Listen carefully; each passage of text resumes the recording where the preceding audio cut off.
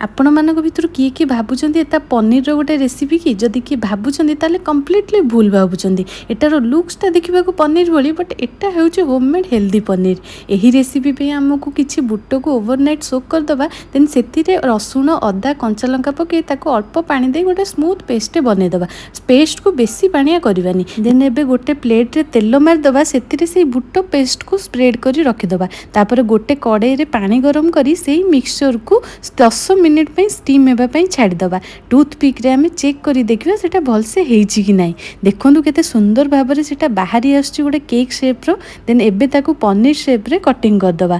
एबे ग्रेवी पाई आम पियाज रसुण टमाटो और काजू को टिके फ्राए करदे। ठंडा हैला परे ताकू ग्राइंड कर गोटे स्मूथ पेस्ट बनईदे।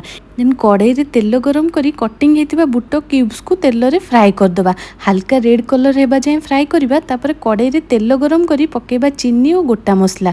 देन कट्टा पियाज पके हल्का रेड हैला जाए फ्राए करबा। तापर पकेदमा हमर मसला पेस्ट को। देन ऐड करबा लंका गुंड हळदी गुंड और लूण टिके कसी हो गला परे पकेदबा टिके करी पाउडर और धनिया पाउडर। देन मसला कसी रेड कलर हैला परे हमें ऐड करबा कट्टा कैप्सिकम और फ्रेश क्रीम। तापर ऐड करबा टिके उषुम पानी। एबे हमर बुटर जो फ्राइड क्यूब्स हेतला ताकू हमें ऐड करी फुटेबा पई छाड़ देबा। लास्ट रे पकेबा मेथी पत्र और तापर गरम मसलार गुंड। एही बुटर तैयारी पनीर क्यूब्स टेस्ट थिला सुपर असम। यही हेल्दी एंड टेस्टी रेसिपी रो टेस्ट थिला सुपर असम। निहाती ट्राई करंतु घरे यही हाई प्रोटीन हेल्दी रेसिपी घरे निश्चय बनै की खांतु यही सुंदर रेसिपी। एंड जदी रेसिपीटा भल लागे then do like share and subscribe. जय जगन्नाथ।